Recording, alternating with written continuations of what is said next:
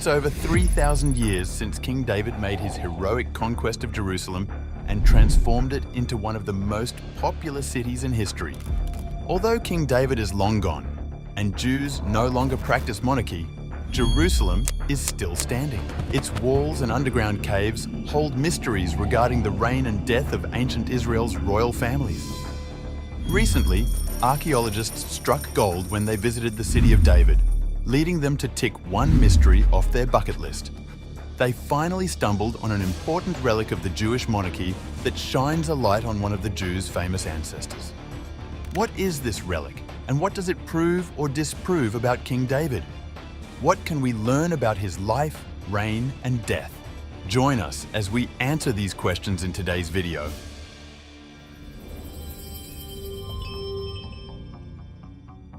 We have heard of legends and read stories of great men who once walked the earth.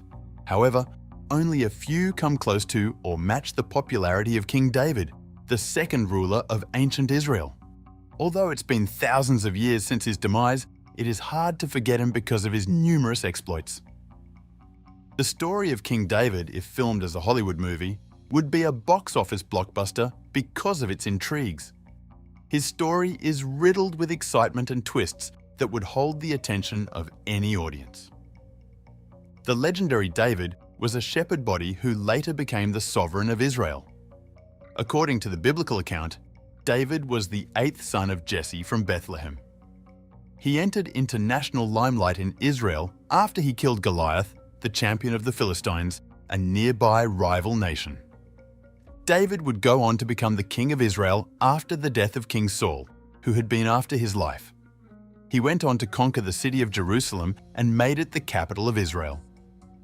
David achieved several military successes during his reign, expanding the realms of his kingdom. He is arguably the most famous king in Israel's history and is often regarded as the perfect king. Furthermore, he is honored as the forefather of the Hebrew Messiah, Jesus Christ. He handed the kingdom over to his son, Solomon, just before dying at the age of 70. As with most historical figures, archaeologists have been fascinated by the prospect of discovering David's tomb. However, this discovery has been one hard nut to crack due to the period that David lived on earth. From what historians tell us, David reigned in the 9th century. So it is no surprise that archaeologists haven't found it easy to uncover the location of his tomb. Another hiccup in uncovering this ancient tomb is that many people doubt the genuineness of David's story. For centuries, skeptics have argued that King David is just a legend and didn't walk the face of the earth as biblical accounts would have us believe. However, this narrative has been punctured and is gradually fizzling out with the emergence of archaeological evidence that supports his existence. The historical text was not enough to convince the naysayers that the story of King David was real and not some tale the Jews cooked up to deceive the world. Hence, archaeologists had to come up with evidence that couldn't be refuted, and they needed to do this fast. Fortune finally smiled on archaeologists in August 1868 when they stumbled on an unusual find in the land of Moab, which is present-day Jordan. This famous discovery made the news in the scientific community because it was a discovery like no other. This peculiar find is known as the Stele Mesha or Mesha Stele. The discovery of Mesha Stele by Frederick Augustus Klein, an Anglican missionary, reignited conversations about the authenticity of King David's reign in the history books. Klein discovered the stele intact at the site of ancient Dibon, now known as Diban, in Jordan. When it was given to archaeologists to examine, they found shocking information. The stele, which became known as Moab's stone, is the first major epigraphic Canaanite inscription found in southern Levant. It is also the longest Iron Age inscription ever found in the region. Besides being a major evidence of the Moabite language, the stone transports us back in time to the reign of King Mesha of Moab. Through the stele, we look into the life of the Moabite king and what transpired during his reign in the 9th century. What excited archaeologists about this find was the fact that they could draw parallels between the story of the stele and biblical accounts, specifically in the Bible's Book of Kings. This historical stone walks us through the steamy waters of the political relationship between Moab and Israel, and we owe it all to King Mesha, who had the stele inscribed and constructed in the first place. From the inscription, we learn about King Mesha's military exploits.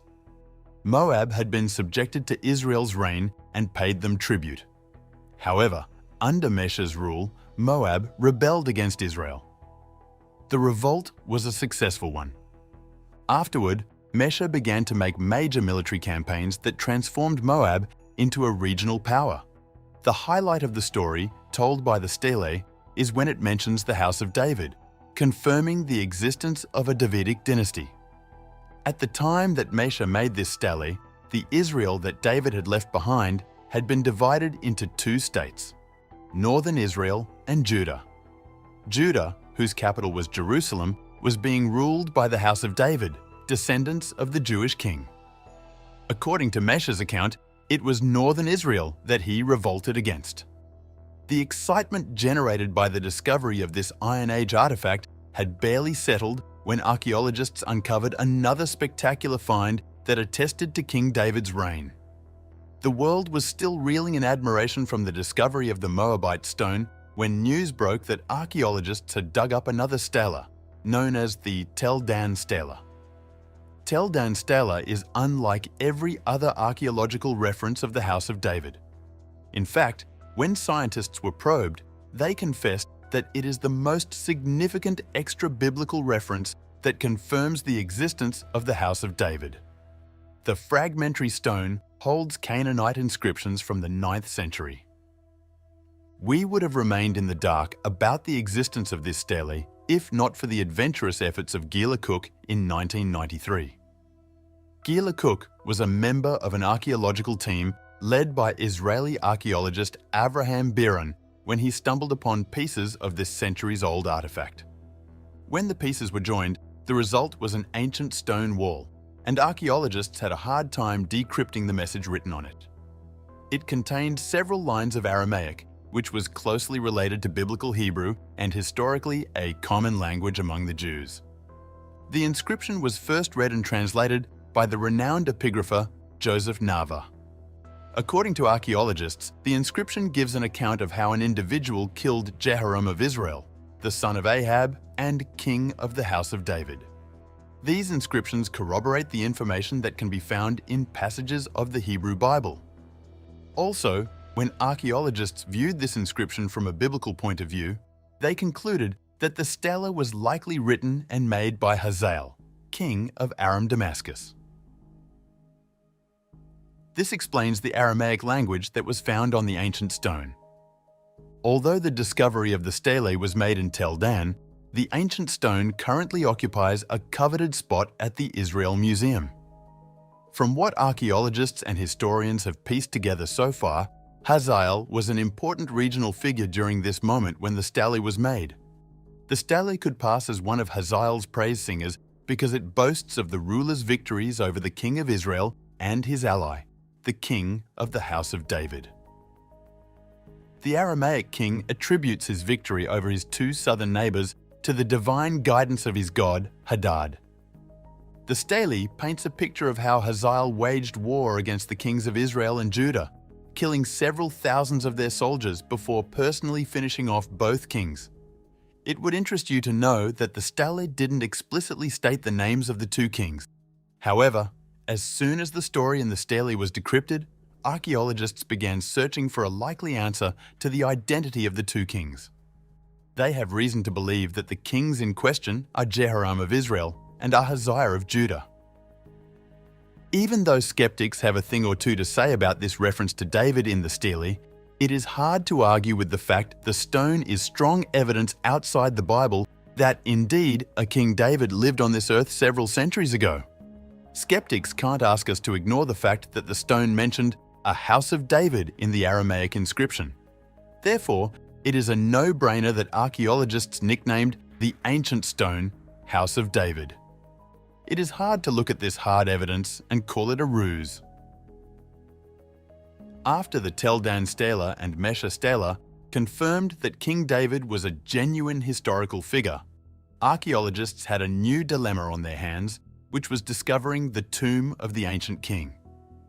Although this new adventure was alluring for many archaeologists interested in Israel, they knew it wouldn't be an easy conquest.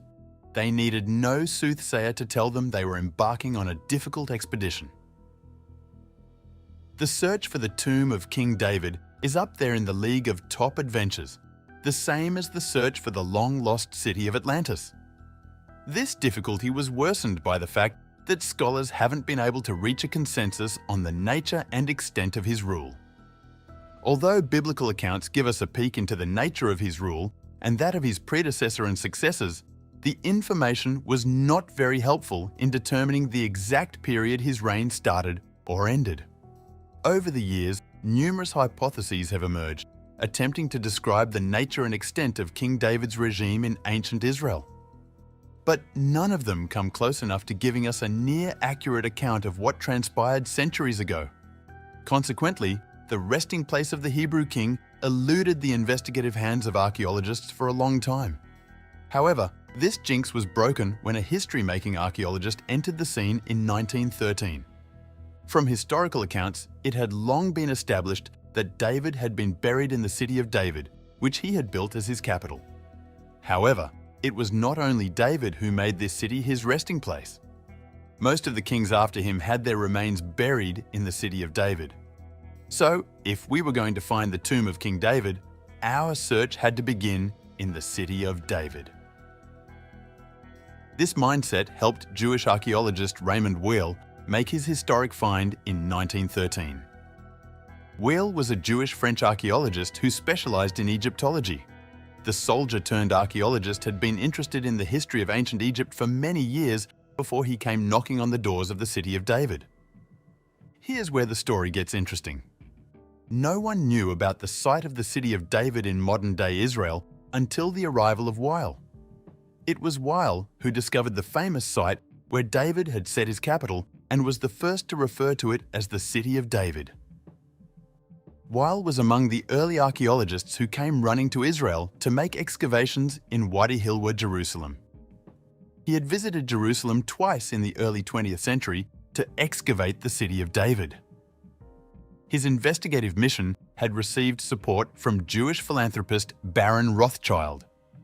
The Baron had purchased the area on the hill of the City of David, so he sent Weil down to investigate if that was the site of King David's one-time capital.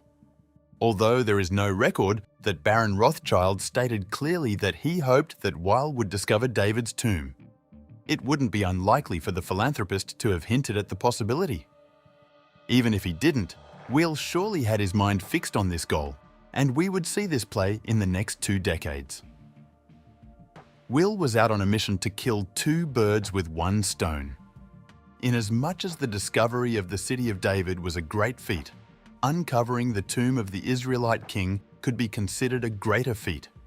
For thousands of years, the tomb lay hidden from the rest of the world, and now the universe was presenting Will with the opportunity to write a new chapter in the sands of time. The discovery of the ancient tomb of David by a Jewish archaeologist would be one for the history books. More so, Weil's Jewish heritage came with another advantage, which was an understanding of the terrain. By leveraging biblical history, Weil was able to map out a good plan on how to begin his archaeological investigation.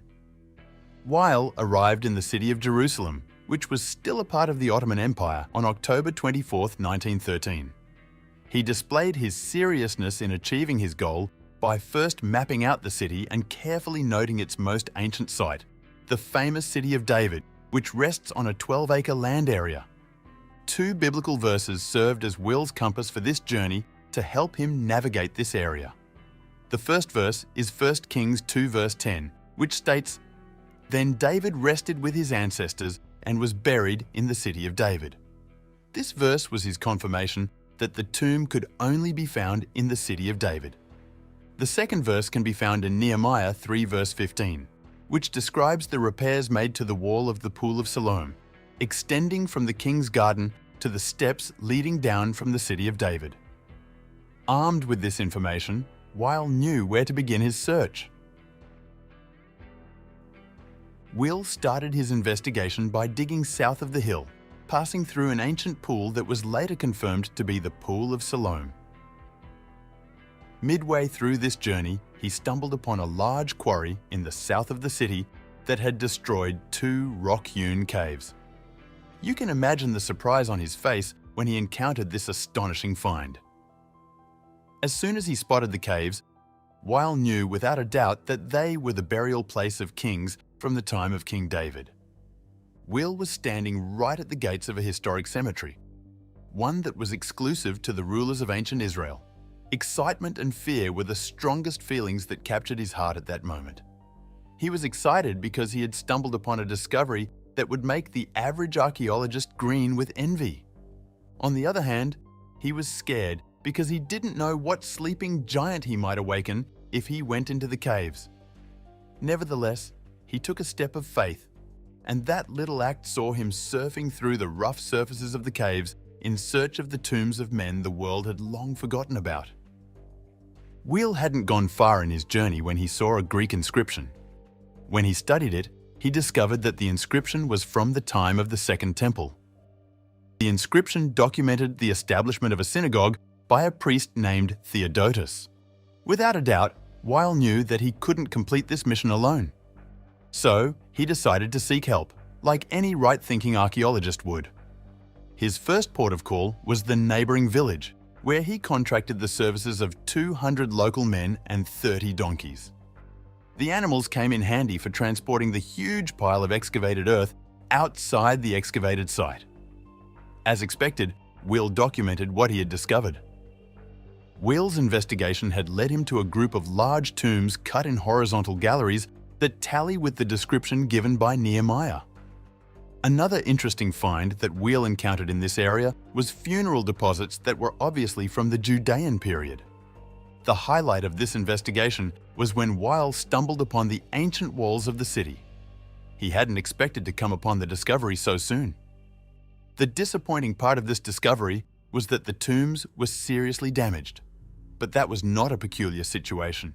It is common for such to occur in ancient archaeological sites like Jerusalem that have undergone centuries of construction, destruction, and reconstruction. It would have been surprising if such damage didn't befall the tombs, considering the history of the city. As soon as news of Will's discovery spread to other parts of the world, historians and archaeologists came rushing to the site. It became a new pilgrimage spot for folks who were fascinated by ancient history, as everyone wanted to see for themselves if the tombs were real like Weil had claimed. So, you can imagine the lit-up faces of hundreds of tourists who visited the site to get a glimpse of the Davidic necropolis. Everyone wanted to connect with the legendary King David of Israel. This discovery added another layer to the blocks of evidence that confirmed King David's ex-genuineness as a historical figure and helped douse the skepticism of critics. And we owe all of this to the relentless efforts of Raymond Weil in searching for the tomb when it would have been easier to give up. Given the difficulties he encountered on the journey, Weil could have pulled out from the mission, but he chose to press on. Will is the reason we can go back in time and see what transpired in ancient Israel. However, this story is far from over. Despite receiving commendations for his spectacular discovery, Weil's account of the finding has generated criticisms from other archaeologists, historians, and scholars. They argue that there is not enough proof for us to stand behind Will's supposed discovery. This problem is heightened by the fact that another site is believed to be where David's tomb lies. Some archaeologists and historians are of the opinion that King David's actual resting place is in a compound on Mount Zion. Mount Zion is a hill located in Jerusalem, just outside the Old City, and it is believed to be the city of David. Hence, David's tomb is somewhere in the compound. The compound is located in what once was a ground floor corner of Hagia Zion, one of the early churches in the city. But this claim has also been subject to skepticism, as there is little to no concrete evidence that Mount Zion was formerly the city of David. Moreover, most archaeologists, historians, and Jewish religious authorities do not see the site as the actual resting place of the legendary King David. Therefore, we are left with Will's 1913 discovery, and we have no choice but to stick with it until more convincing evidence emerges.